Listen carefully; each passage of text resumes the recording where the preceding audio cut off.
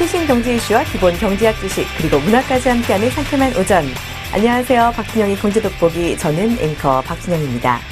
2주 연속 하루씩 숨통을 틔워주던 연휴의 행진이 끝나고요. 어제부터 또다시 새로운 한 주가 시작이 되었습니다.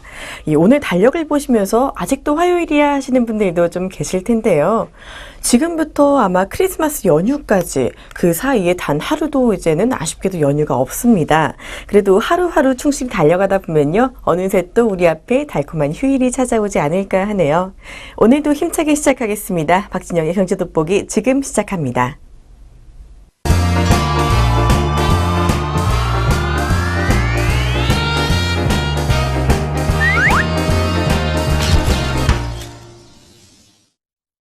최신 경제 이슈를 빠르고 깊게 들여다보는 시간 동향돋보기입니다. 오늘은 SNS 사이버 망명 사태에 대해 알아보겠습니다. 요 며칠 사이에요. 이 사생활 보호가 IT 업계의 화두로 떠올랐습니다. 카카오톡 같은 모바일 메신저와 이 각종 SNS에 남겨진 개인정보에 수사기관과 정보기관이 손을 뻗는다는 사실이 드러나면서부터인데요. 이 정보 노출을 꺼리는 소비자의 마음을 잡기 위해 해외 IT 기업은 발빠르게 움직이고 있습니다. 이는 기업으로서 살아남기 위해서인데요. 하지만 카카오톡 등 한국 기업은 아직까지 허둥대며 소비자의 불신을 오히려 키우고 있다고 합니다. 세계 최대의 SNS인 페이스북은요, 발빠른 대처를 하고 있는데요. 이 익명 기반의 모바일 메신저를 조만간 출시할 예정이라고 합니다. 페이스북에서는 여러 개의 가명으로 채팅할 수 있는 모바일 메시징 앱을 개발 중이라고 하네요. 그동안 페이스북은 이 실명이야말로 페이스북의 차별점이라며 실명 사용을 고집했습니다. 이런 페이스북이 익명의 서비스를 시작하는 이유는요, 이 개인정보 노출을 이유로 빠져나가는 10대에서 20대의 젊은 소비자를 붙잡기 위해서입니다. 비슷한 이유로 페이스북은 사용자가 자기 게시물을 일정 시간이 지나면 삭제되게 예약하는 기능도 실험 중이라고 하네요. 미국 등에서는요, 이 수신자가 메시지를 확인하면 메시지가 바로 사라지는 휘발성 메신저 앱 스냅챗도 지난해부터 인기를 끌고 있습니다. 기업 서버가 아닌 개인의 단말기에서조차 메시지를 남기지 않을 정도로 정보 노출을 싫어하는 소비자의 심리를 파고든 것이죠. 또 독일의 모바일 메신저 텔레그램은요, 강력한 보안 기능으로 최근 카카오톡의 대체제로 떠올랐습니다. 텔레그램은 서버가 해외에 있는 데다가 대화 내용이 모두 암호화되어 있다고 하네요. 최근엔 인기에 힘입어서 한글 버전까지 내놓았습니다. 트위터는 한 발 더 나갔습니다. 지난 7일 사용자 정보를 과도하게 요구하는 미국 정부와 소송전을 시작한 건데요. 미국 정보기관이 트위터에 요청하는 개인정보 조회와 감찰 내역, 그리고 세부 내용과 조회 건수를 공개하지 못하게 하는 법이 위헌이라는 주장입니다. 미 정부의 정보 요구사항을 더 적극적으로 공개해 오히려 소비자의 신뢰를 확보하려는 전략인 거죠. 이 같은 글로벌 IT 기업의 기민한 움직임과 달리 이 카카오톡은요, 소극적인 대응으로 서비스 시작 이래 최대 위기를 맞고 있습니다.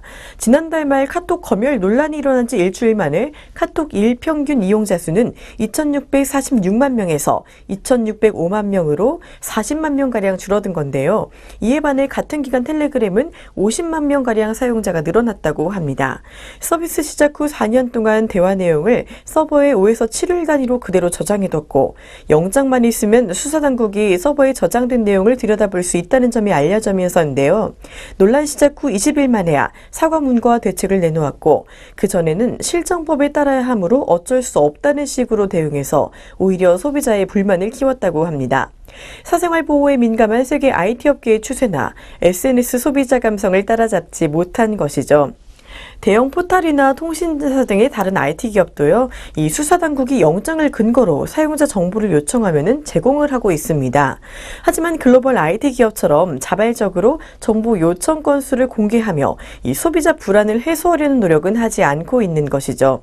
국내에서도 IT 기업이 정부의 정보 제공 요구 내역을 공개하는 보고서가 내자는 논의가 시작될 것 같다는 전망도 있습니다. 이미 구글과 페이스북 그리고 마이크로소프트 등은요, 투명성 보고서를 통해 정부의 정보 요청 건수 등을 매년 공개하고 있습니다.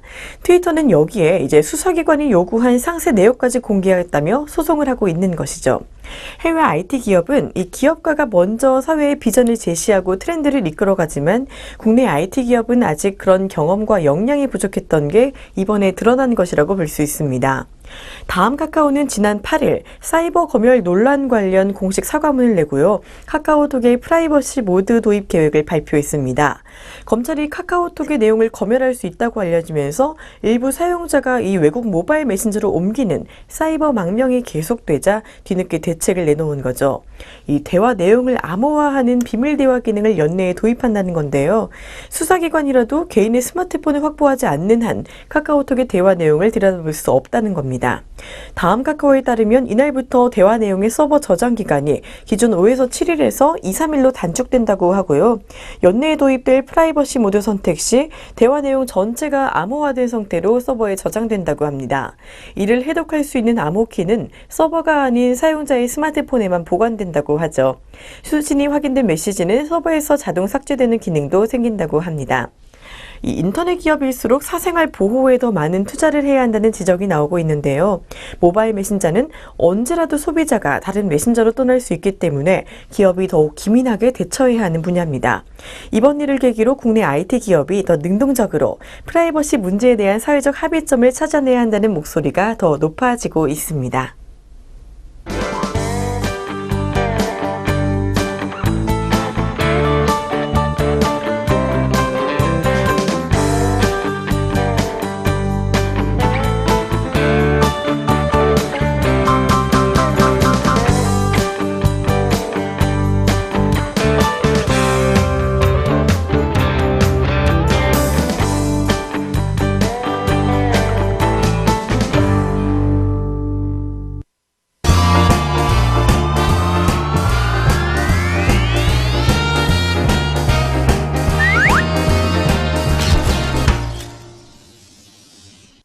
아리송한 단어 확실하게 잡아가는 시간 용어 돋보기입니다. 오늘은 리보 금리에 대해 알아봤습니다.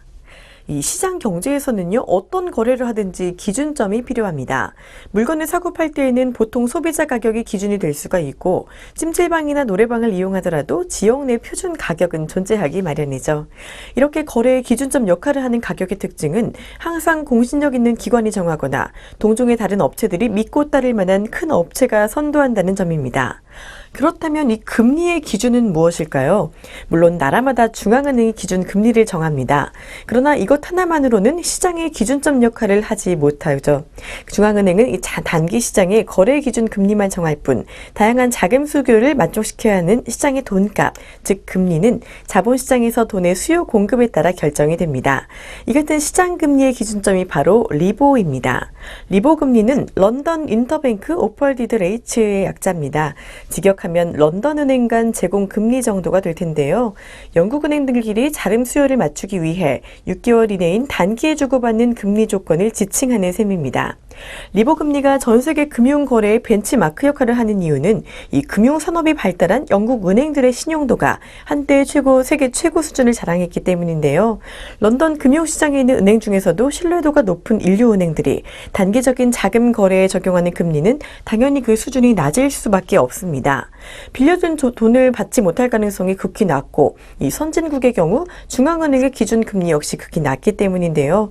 그러나 최근 들어서는 뉴욕 시장의 은행 간 거래 금리, 즉 뉴욕 리보 금리가 대부분 금융 거래의 기준 금리로 사용되고 있습니다.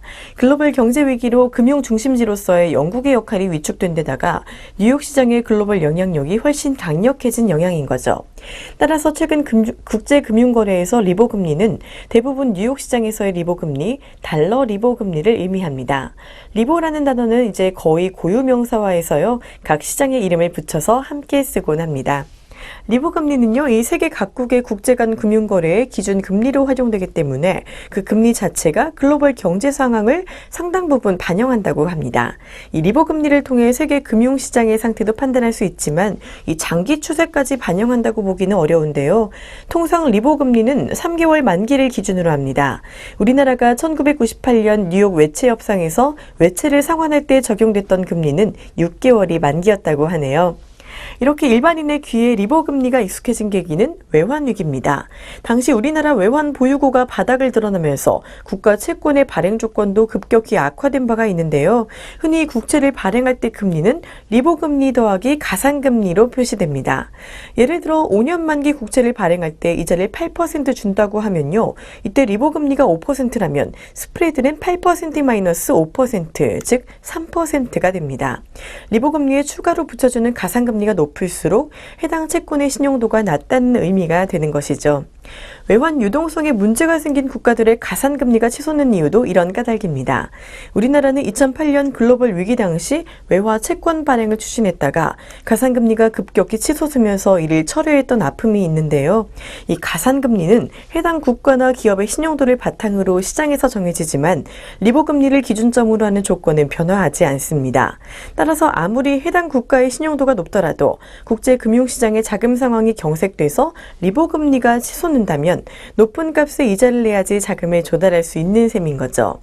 이런 상황은 2008년 글로벌 금융위기 당시에 발생한 적이 있습니다. 미국 대형 투자은행 리먼 브라더스의 파산으로 영국 금융시장에서는 3개월 만기 리보금리가 4.82%까지 치솟았는데요.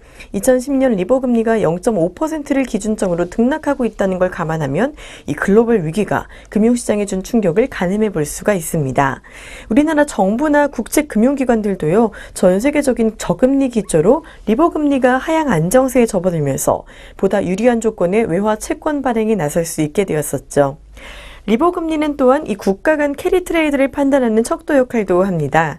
캐리 트레이드는 저금리 국가에서 자금을 빌려 금리가 상대적으로 높은 나라에서 투자 수익을 올리는 방식인데요. 예컨대 도쿄 엔의 리보 금리가 이 뉴욕 달러보다 낮다면 금리가 싼 엔화로 미국 시장에 투자해 이득을 볼 수 있다는 얘기입니다. 캐리 트레이드 시에는 환율 변동 효과는 별도의 해지를 통해 차단하고 순수하게 금리 차를 노리는 거래가 이루어지게 됩니다. 최근 몇 년간 이 국제금융시장에서는요, 엔캐리와 달러캐리 등 금리 수준의 차이를 이용한 차익 거래가 급격히 늘어나고 있는데요. 금융시장 정보가 투명하게 공개되고 이 자금의 이동에 대한 제약도 낮아진 까닭에 금리 차를 이용하기도 쉬워진 까닭입니다. 여기에 리보 금리는 금리 스왑 계약 등 파생 상품을 만들 때 변동금리의 기준점 역할로도 사용이 됩니다. 은행이나 기업들이 금리 변동에 따른 위험을 없애고자 할 때 고정금리와 변동금리 조건을 교환하는데 이 경우 변동금리의 기준점도 리보금리가 되는 것이죠. 우리나라에도 이 코리보란 이름의 기준금리가 있습니다. 코리보는 국내 시중은행 7곳과 기업은행 등 특수은행 3곳, 대구와 부산은행 등 지방은행 2곳, 그리고 홍콩 상하이은행과 칼리온은행, JP모건체이스 등 외국계 은행 3곳의 기간별 금리를 통합 산출한 단기 기준금리입니다. 2004년 7월 26일 국내 자금시장의 기준금리 역할을 하겠다는 목표로 출범을 했죠. 코리보 도입은 국내 시장에서 기준금리로서 대표성에 한계가 있다는 지적에 따른 것이었습니다. 그러나 코리보는 건전한 도입 취지에도 불구하고 실제 시장에서 활용도는 높지 않은 상황입니다. 이 금리를 제시하는 은행들이 대출의 기준금리로 이를 환용하는 빈도가 급격히 떨어진 데다가 이 은행 간 거래에서도 코리보가 활용되는 거의 없기 때문이죠. CD금리의 대표성 문제를 사실상 대체해서 해결할 금리는 코리보가 아니라 올해 도입한 코픽스로 평가가 됩니다. 은행권 대출의 기준금리로 자리 잡은 이 코픽스 금리는요, 현재 매월 한 차례 은행연합회가 고시해서 활용되고 있다고 합니다. 이 한국에서는 사실상 리보 금리가 아주 크게 활용되는 건 아니지만요. 국제시장에서는 아주 중요한 기준점으로 활용이 되고 있는데요. 이 리보 금리 잘 알아두시면 향후 국제시장의 동향 파악하시는 데 큰 도움이 될 것입니다.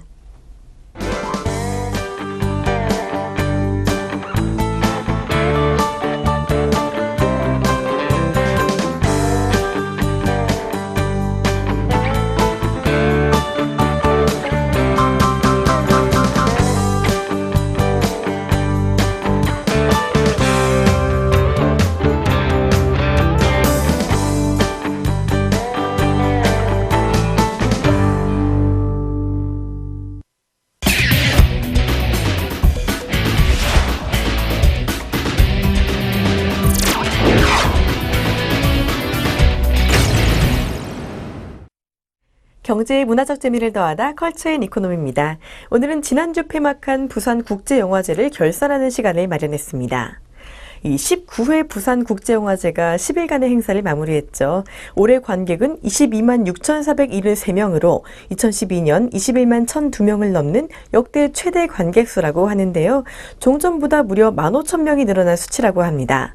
부산국제영화제 측에서는 이번 성과를 역대 최대 관객과 관람 서비스 확충, 아시아 필름마켓의 성장, 그리고 새로운 작가의 발굴 및 교육을 통한 아시아 영화인재의 발굴, 인문학과 영화의 만남을 통한 영화의 담론회장 활성화라고 꼽았는데요.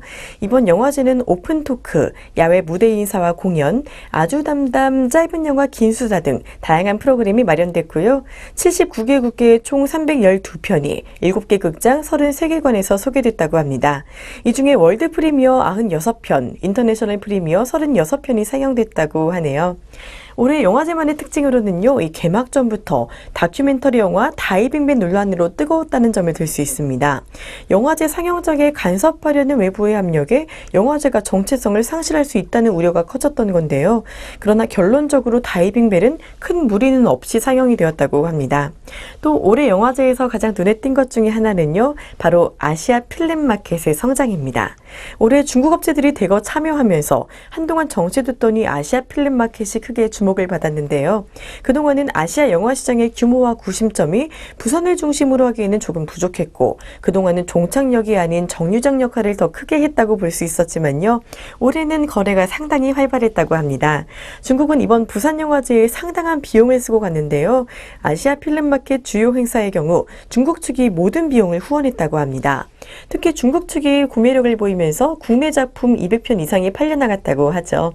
중국 쪽에 30에서 50편 이상 판매한 국내 회사들은 이 표정 관리에 들어갔어야 했을 만큼 올해 마켓을 통해 상당한 성과를 거둔 것으로 정해졌습니다. 이런 중국의 관심은요, 일회성이라고 볼 수는 없습니다. 한류 등의 영향으로 여기서 구입한 콘텐츠로 중국에서 돈을 벌 수 있기 때문에 중국이 이 싹쓸이 구매를 한 것으로 분석이 되는데요. 이어 한국의 독립예술영화는 국내 시장은 매우 미약하지만 중국은 인구가 많다 보니 몇십만은 기본이라고 하면서요. 국내 업체들이 더 좋은 가격으로 판매할 수 있는 방안을 모색할 필요성이 있다는 의견도 있습니다. 올해 아시아 필름마켓은요, 부스 및 참가자의 역대 최고 기록을 갱신했고요.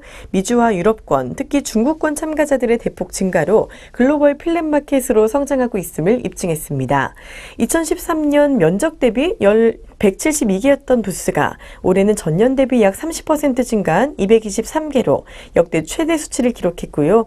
마켓 배지 전체 발급자 수는 1,566명으로 전년 대비 약 23% 증가했다고 합니다. 올해 영화제의 주요 수상작도 주목할 만합니다. 뉴커런트상에는요, 이 김대환 감독의 철원기행, 그리고 이란 호우만 셰이디 감독의 13위 선정됐습니다. 철원기행은 심사위원들의 만장일치로 선정됐다고 하는데요. 다큐멘터리 경쟁 대상인 비프메스나상에는 문정현 이원호 감독의 붕괴와 캄보디아의 기욤 수온 감독의 스톰메이커가 선정이 됐습니다. 붕괴는 이 현대생활의 두려움에 대한 에세이 영화로 한국 사회에 대한 감독의 개인적인 우려를 독특하고 매력적으로 엮어냈다는 평을 받고 있습니다. 스톤메이커는요, 이 캄보디아 인신매매 피해자들의 미묘한 초상화를 조심스럽게 보여주는 작품으로 폭력이 또 다른 폭력을 부르는 피해자와 가해자의 삶을 꿰뚫어 볼 수 있었다는 평을 받았다고 하네요.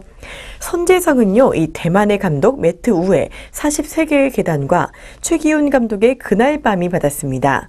배우 김희애와 유지태가 각각 선정한 올해의 배우상은 거인의 최우식과 들꽃의 조수양에게로 돌아갔다고 하네요. 심사위원들은 올해 부산영화제가 상당히 체계적이고 안정적이었다 평가하면서 특히 관객들의 높은 수준을 극찬했다고 합니다. 이 선재상의 심사위원상을 맡았던 더그 존스 미국 이미지 시네마 운영위원장은요, 이 부산에 10년 정도 왔는데 관객들의 열정이 불었다면서 관객들이 변함없이 영화제를 지탱해주고 있다고 말하기도 했다고 하네요. 수준 높은 프로그래머들의 질 높은 작품의 선정 또한 이 관객들이 열광할 수 있는 이유였다면서요. 좋은 작품을 엄선한 프로그래머들의 노력 역시 호평을 받기도 했습니다. 제19회 부산국제영화제는 11일 폐막작 갱스터의 월급날을 마지막으로 열흘간의 일정을 마무리했습니다. 여러 가지 논란도 많았고 좋은 작품을 많이 소개하기도 한 이 19회 부산국제영화제. 이제는 명실공히 아시아 최고의 국제영화제라 볼 수 있겠는데요. 이런 올해의 평가를 기반으로 내년 20회 영화제는 더 기대할 만하다고 볼 수 있겠습니다.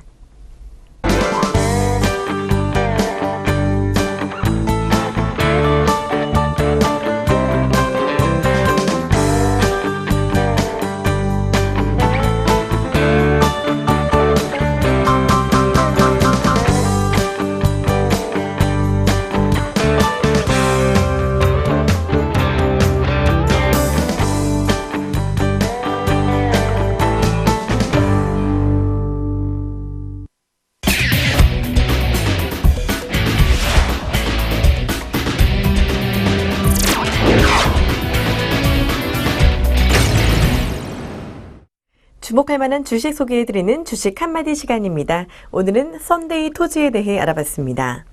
이 모바일 메신저 하면 떠오르는 기업이 있죠. 바로 애니팡으로 유명한 썬데이 토지입니다. 썬데이 토지 이 코드 번호는 123420입니다. 썬데이 토지의 게임 유저의 50% 이상은요, 40대 이상 중장년층이고요. 이는 타사 게임 평균 30%보다 높은 수준이라고 합니다. 또 40, 50대 유저들의 월 평균 모바일 게임 지출액은 9,000원으로 10대와 20대의 2배 수준이라서요. 따라서 이 동사의 가입자당 평균 수익이 타사 대비 월등히 높을 수밖에 없습니다. 40대 이상의 유저들은 한 번 시작한 게임을 쉽게 바꾸지 않고 장기간 플레이하기 때문에요. 동사 게임들의 라이프 사이클도 장기간 유지되고 있다고 하네요. 향후에도 이러한 유저 구성을 기반으로 동사 게임은 타사 게임 대비 높은 수익성과 지속성을 유지할 것으로 전망이 됩니다. 카카오톡 유저 수에 버금가는 3천만의 애니팡 유저 역시 큰 힘인데요. 이 썬데이 토지는 1,000만 이상 다운로드 게임 3종을 보유하고 있고, 이 중 애니팡이 3천만 다운로드를 돌파하면서 전체 유저 수가 카카오톡에 육박하고 있다고 합니다. 동사는 이미 확보된 유저에 대한 크로스 프로모션을 통해 신작의 유저를 빠르게 유입시키는 전략을 쓰고 있는데요. 이 크로스 프로모션의 효과는 확보된 유저 수에 비례한다고 합니다. 즉 동사는 흥행의 연속성을 보증하는 저비용 고효율 마케팅 플랫폼을 이미 구축한 셈인 거죠. 이를 바탕으로 차기 애니팡 시리즈에서도 전작의 성과를 무리 없이 이어갈 수 있을 것으로 예상합니다. 또한 썬데이 토지는요, 연내 해외에서 라인 메신저를 통해 애니팡 시리즈를 출시할 계획이라고 합니다. 우선 라인 유저가 5천만 명이 넘는 일본과 캐주얼 게임의 인기가 높은 태국과 대만에 진출할 것으로 예상이 되는데요. 라인은 글로벌 가입자 5억 명, 아시아에서만 2억 명을 확보하고 있고요. 이미 아시아권에서 쿠키런 등의 캐주얼 게임을 성공적으로 소싱한 경험이 있습니다. 이런 점을 미루어 볼 때 썬데이 토지가 해외에서 2015년에서 16년 최소 600억 원 이상의 수익을 올릴 수 있을 것으로 예상된다고 합니다. 이렇게 모바일 메신저 라인과 손잡고 세계 시장 진출에 나선다는 소식에 주가는 장 초반 상승세를 이루고 있습니다. 앞서 라인은 지난 9일 일본 현지에서 새로 선보일 라인용 게임 가운데 하나로 라인 트리오를 공개했는데요. 이 썬데이 토지는 이달 중에 라인 트리오를 일본과 동남아시아, 북미와 남미 등 라인이 진출한 세계 지역에 출시할 예정입니다. 앞으로 더 기대가 되는 기업인데요. 하지만 이미 그동안 주가가 더 많이 뛰었다는 점도 유념할 필요가 있겠습니다. 이상으로 썬데이 토지에 대해 알아봤습니다.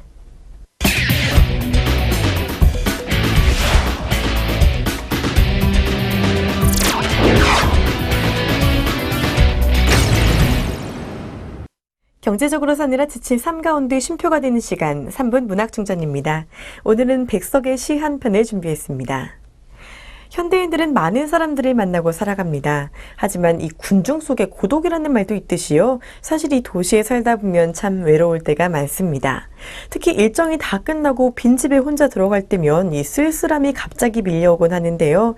그런 외로움을 표현한 시가 한 편 있습니다.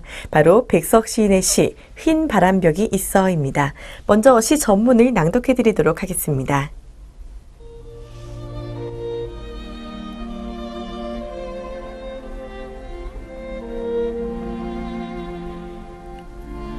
오늘 저녁 이 좁다란 방의 흰 바람벽에 어쩐지 쓸쓸한 것만이 오고 간다. 이 흰 바람벽에 희미한 15촉 전등이 지치운 불빛을 내어던지고 떼글은 다 낡은 무명 샤스가 어두운 그림자를 쉬고 그리고 또 달디단 따끈한 감주나 한 잔 먹고 싶다고 생각하는 내 가지가지 외로운 생각이 헤매인다. 그런데 이것은 또 어인일인가? 이 흰 바람벽에 내 가난한 늙은 어머니가 있다. 내 가난한 늙은 어머니가 이렇게 시퍼러둥둥하니 추운 날인데 차디찬 물에 손은 담그고 무이며 배추를 씻고 있다. 또 내 사랑하는 사람이 있다. 내 사랑하는 어여쁜 사람이 어느 먼 앞대 조용한 개포가의 나지막한 집에서 그의 지아비와 마주 앉아 대구국을 끓여놓고 저녁을 먹는다. 벌써 어린 것도 생겨서 옆에 끼고 저녁을 먹는다. 이 쓸쓸한 밤에 혼자 빈 방에 덩그러니 있다 보면요, 참 여러 가지 생각이 들곤 합니다. 그런 여러 가지 생각 중에 대부분은 그리움이 차지할 텐데요. 이 객지 생활 가장 절실한 것은 바로 사랑하는 사람일 것입니다. 백석은 외롭고 힘든 와중에 이 늙은 어머니, 그리고 추운 날인데도 찬물에 채소를 씻으며 일하시는 힘드신 어머니 생각을 하고 있고요. 지금은 다른 사람과 결혼한 이 사랑하던 여인을 떠올리며 더 쓸쓸한 생각에 젖었던 모양입니다. 사실 문인들의 숙명일 수도 있겠지만요. 사람이 가장 힘들 때, 가장 고달플 때가 바로 이 가장 아름다운 작품이 나오는 때가 아닐까 합니다. 이 시를 쓴 시기 역시 백석 시인에게는 가장 힘든 시간이었다고 하죠. 뭐든지 그렇지 않을까 하는데요. 이 힘든 시간, 어둡고 긴 터널 같은 그런 시간이 우리 인생에서 가장 빛나는 성과를 만들어낼 수 있는 시간일 수 있습니다. 당장은 쓸쓸할 수 있는 현실, 이 그리운 사람들 생각하면서요. 조금 더 힘내시는 건 어떨까요?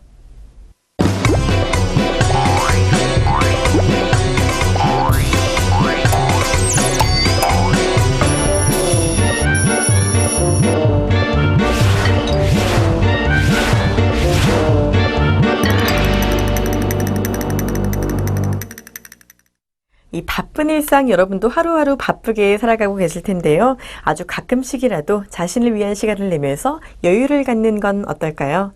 저는 내일 다시 찾아뵙겠습니다. 여러분 고맙습니다.